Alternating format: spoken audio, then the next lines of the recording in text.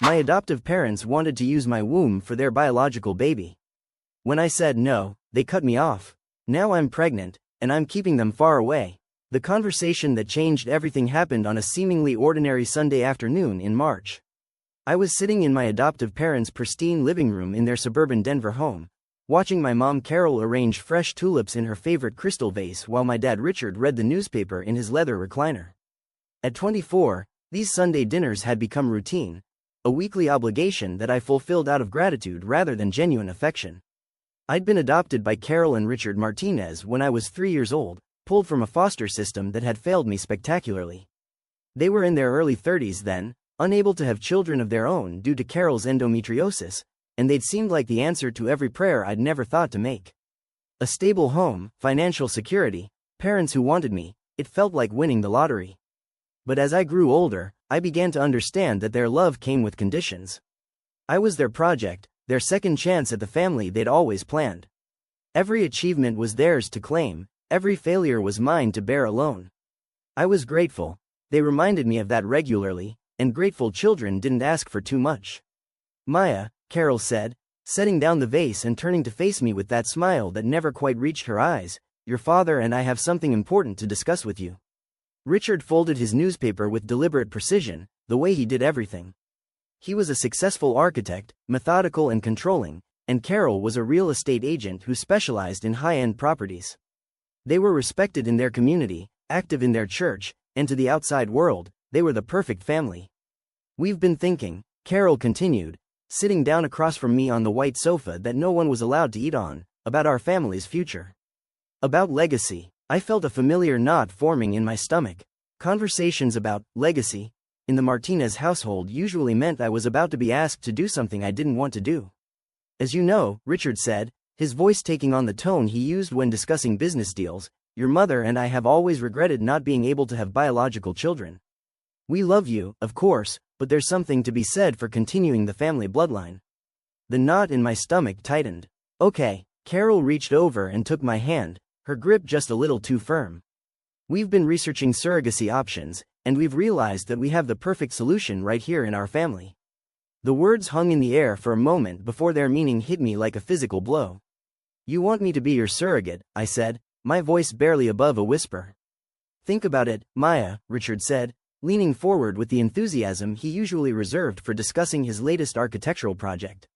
You're young, healthy, and you'd be giving us the greatest gift imaginable, a biological child who would still be part of our family. It would be perfect, Carol added, her eyes bright with a fervor that made me uncomfortable. The baby would have Martinez DNA through your father's sperm, and we'd use a donor egg from someone who looks like me. You'd be the vessel for our biological child, and we'd finally have the family we've always dreamed of. I stared at them, trying to process what they were asking. They wanted to use my body to create the child they'd always really wanted, the one that would replace me as their real daughter.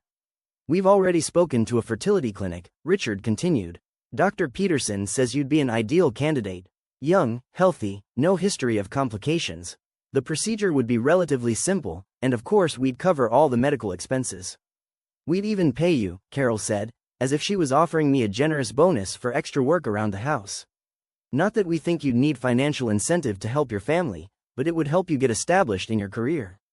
I was working as a graphic designer for a small marketing firm, barely making enough to cover rent on my tiny apartment in Capitol Hill. The money would definitely help, but the thought of what they were asking made me feel sick. I need to think about this, I said, standing up abruptly. What's to think about? Richard's voice carried an edge of irritation. We gave you everything, Maya. A home, an education, opportunities you never would have had otherwise. This is a chance for you to give something back to the family that saved you. There it was, the guilt that had shaped every major decision of my life. The reminder that I owed them everything, that I existed in their world only because of their generosity. I said I need to think about it, I repeated, grabbing my purse and heading for the door. Maya, wait, Carol called after me. Don't you want to discuss the details? We've planned everything out. You could move back home during the pregnancy so we can take care of you, make sure everything goes perfectly. I stopped at the front door, my hand on the handle. I'll call you in a few days. I drove home in a daze, their words echoing in my head. The vessel for our biological child. Give something back to the family that saved you. The family we've always dreamed of. That night, I called my best friend Zoe, who I'd met in college and who was one of the few people who really understood the complicated dynamics of my relationship with my adoptive parents. They want you to what? She said after I'd explained the conversation. Be their surrogate. Carry their biological baby so they can finally have the real child they've always wanted. Maya, that's insane. You know that, right? That's not a normal thing for parents to ask their child to do. They keep saying it would be giving back to the family, I said, pacing around my small living room. They're not wrong that they've given me everything. Without them, I'd probably still be in foster care, or worse. Stop, Zoe said firmly. Just stop. They chose to adopt you. They chose to be your parents. You don't owe them your uterus in exchange for basic parental care. But the guilt was already eating at me.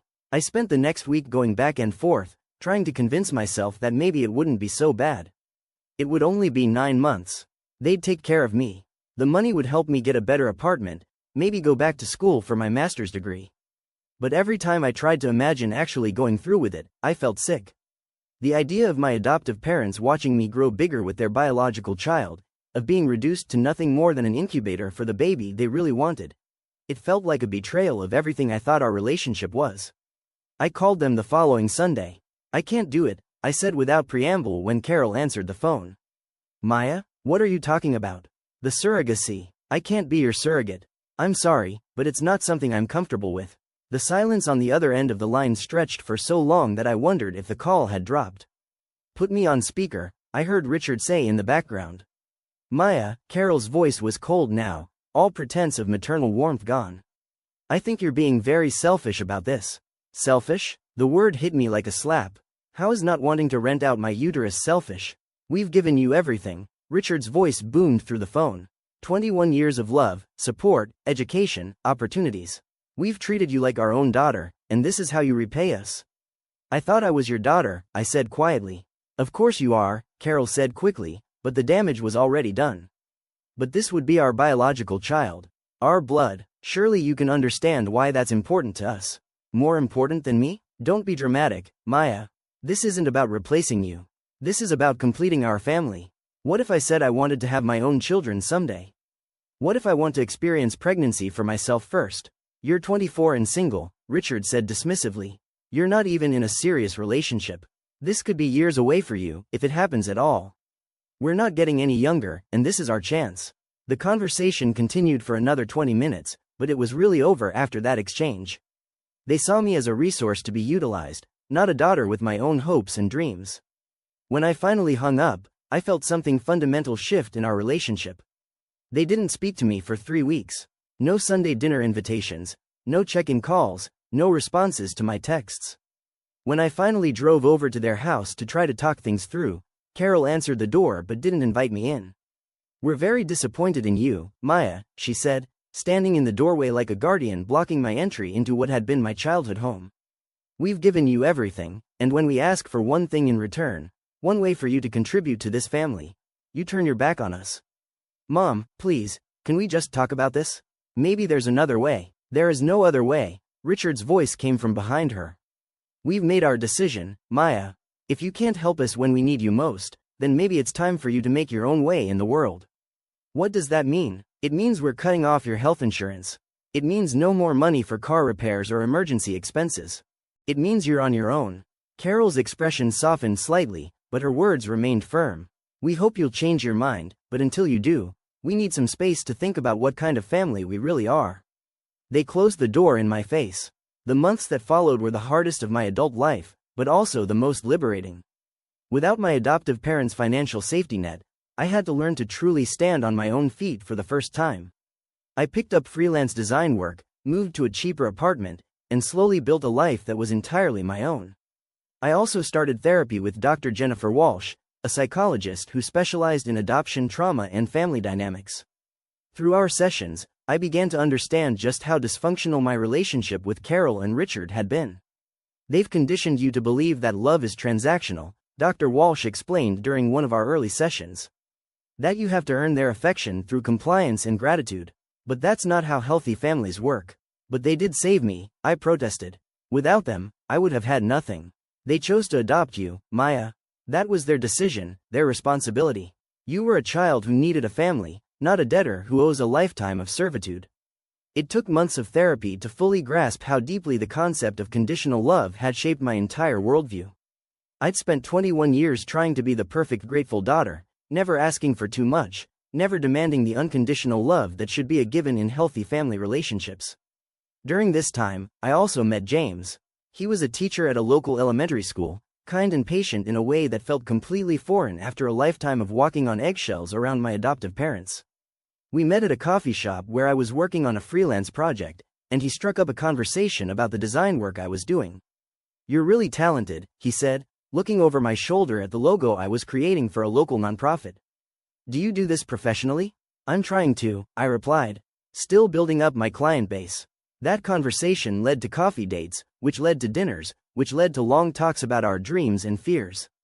James knew about my complicated relationship with my adoptive parents from early on, and he was the first person in my life who seemed genuinely outraged on my behalf. "They asked you to do what?"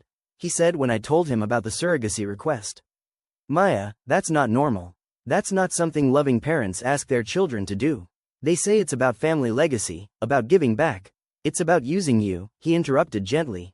"It's about reducing you to a function rather than seeing you as a whole person with your own needs and desires."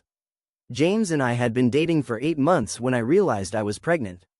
We'd been careful, but not perfect, and the 2 pink lines on the pregnancy test sent me into a panic that had nothing to do with becoming a mother and everything to do with my adoptive parents.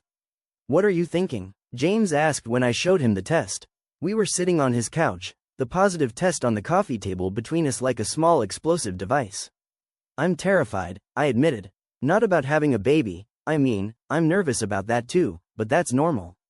I'm terrified about what this means for my relationship with Carol and Richard." James took my hand. "Why? You haven't spoken to them in almost a year.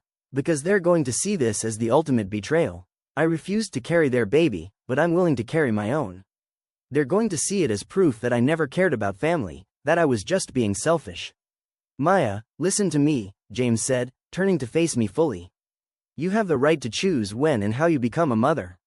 You have the right to experience pregnancy for yourself before even considering helping someone else. You have the right to build your own family on your own terms." I knew he was right, but the guilt was still overwhelming. That night, I lay awake thinking about Carol and Richard, wondering if they'd somehow find out about my pregnancy, what they'd say, how they'd react. I didn't have to wonder long. 2 weeks later, I ran into Carol at the grocery store in Cherry Creek. I was 12 weeks pregnant, just barely showing, but I must have looked different because her eyes went straight to my midsection. "Maya," she said, her voice carefully controlled. "You look different." "Hi, Carol," I replied, my hand instinctively moving to my still small bump. Her eyes followed the movement, and I watched understanding dawn on her face. "You're pregnant." It wasn't a question, and I didn't try to deny it. "Yes, with your boyfriend's baby." "With my baby," I corrected firmly. Carol's face went through a series of expressions: surprise, hurt, anger, and finally, cold fury. "So you'll have a baby for him, but not for the people who raised you," she said, her voice low and venomous. "You'll give him the family he wants, but you couldn't do the same for us." "Carol, it's not the same thing.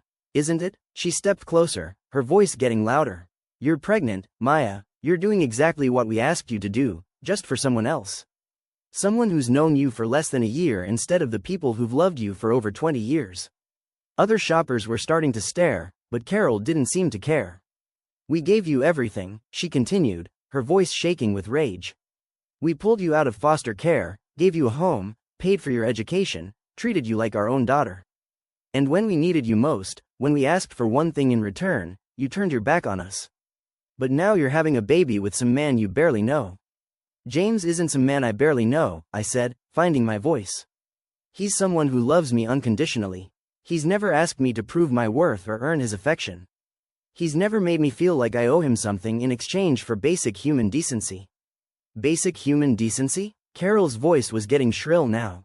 "We gave you a life, Maya. We saved you. You chose to adopt me," I said, repeating the words Dr. Walsh had said so many times. "That was your choice, your responsibility. I don't owe you my uterus in exchange for basic parental care." Carol stared at me for a long moment, her face flushed with anger and something that looked like genuine hurt. "You're selfish," she said finally. You're ungrateful and selfish, and you always have been. We should have known better than to expect loyalty from someone like you. Someone like me? Someone who's not really family. Someone we took in out of charity. The words hit me like a physical blow, but they also clarified something I'd been struggling to understand for months. This was who they really were. This was what they really thought of me. You're right, I said quietly. I'm not really your family. And after today, I never will be again. I walked away from her then, pushing my grocery cart toward the checkout line with shaking hands. Behind me, I could hear her calling my name, but I didn't turn around. That evening, James found me crying on his couch, the confrontation with Carol playing over and over in my mind. She called me Charity, I told him. After 21 years, when she was angry enough, the truth came out. I was never their daughter. I was their charity case. James held me while I cried, his hand gently rubbing my back as I sobbed out years of accumulated hurt and disappointment. Their loss, he said simply. Their complete and total loss. 3 days later, I got a text from Richard. Your mother told me about your pregnancy. We're disappointed that you'd choose to start a family with a stranger rather than help the people who raised you. Don't contact us again until you're ready to apologize for the pain you've caused this family. I stared at the message for a long time, then deleted it without responding. I also blocked both of their numbers and their social media accounts. If they wanted to write me off as charity gone wrong, then I was going to make it easy for them. The pregnancy progressed smoothly. James was everything I could have asked for in a partner, supportive, excited, and completely dedicated to building the kind of family neither of us had grown up with.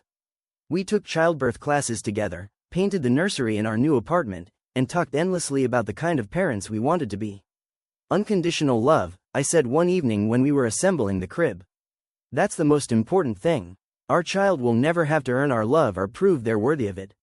Never, James agreed. They'll be loved just for existing, just for being ours. I was 36 weeks pregnant when Carol showed up at my workplace. I was leaving the marketing firm where I'd been working full-time since my freelance business had taken off, walking slowly to my car with my hand supporting my back, when I saw her standing next to my Honda Civic. She looked older than I remembered, her blonde hair showing gray roots and her usual perfect makeup slightly smudged. She'd been crying. Maya, she said when she saw me approaching. Please, can we talk? Everything in me wanted to keep walking, to get in my car and drive away. But something in her voice, some note of genuine desperation, made me stop. What do you want, Carol? I want to apologize, she said, the words coming out in a rush. I've been thinking about what I said at the grocery store, and I was wrong. I was hurt and angry, but that's no excuse for what I said to you. I waited, my hand resting on my swollen belly, but didn't respond. You are our daughter, she continued. You've always been our daughter, and I should never have said otherwise. I was just so hurt when you said no to the surrogacy, and seeing you pregnant, it felt like you were choosing him over us. I was choosing myself, I said quietly. I was choosing to experience pregnancy and motherhood for myself before even considering helping someone else. I understand that now, she said, though her voice suggested she didn't really understand it at all. Richard and I have been talking, and we realize we may have been too pushy about the surrogacy thing. We're willing to put that behind us if you are. Put it behind us? We want to be grandparents, Maya. We want to be part of this baby's life. We're willing to forget about the surrogacy request if you'll let us back into your life. I stared at her, trying to process what she was saying. They were willing to forget about trying to use my body as an incubator if I'd give them access to the baby I'd refused to create for them. No, I said simply. Maya, please. No, I repeated, more firmly this time.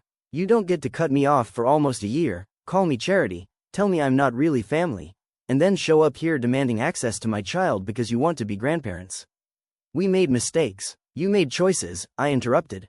You chose to see me as a resource instead of a daughter. You chose to make your love conditional on my compliance. You chose to disown me when I set a boundary. Those weren't mistakes, Carol. Those were choices that showed me exactly who you are and what I mean to you. Tears were streaming down her face now. We love you, Maya. We've always loved you. No, you haven't, I said, surprised by how calm my voice sounded. You loved the idea of me. You loved having a grateful daughter who never asked for too much and always did what you wanted. But you never loved me, the real me, with my own thoughts and feelings and boundaries. That's not true. When I said no to the surrogacy, you could have said, we're disappointed, but we understand. You could have respected my decision and continued to love me unconditionally. Instead, you cut me off completely and told me I wasn't really family. That showed me everything I needed to know about what your love actually means. I opened my car door and slowly lowered myself into the driver's seat. Maya, wait, Carol said desperately.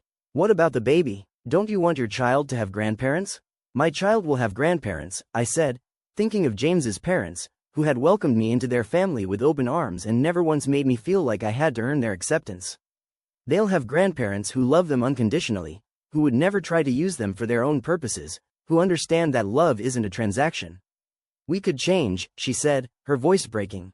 We could be better. Maybe you could, I said, starting the engine. But I'm not willing to risk my child's emotional well-being to find out. I won't let you do to them what you did to me.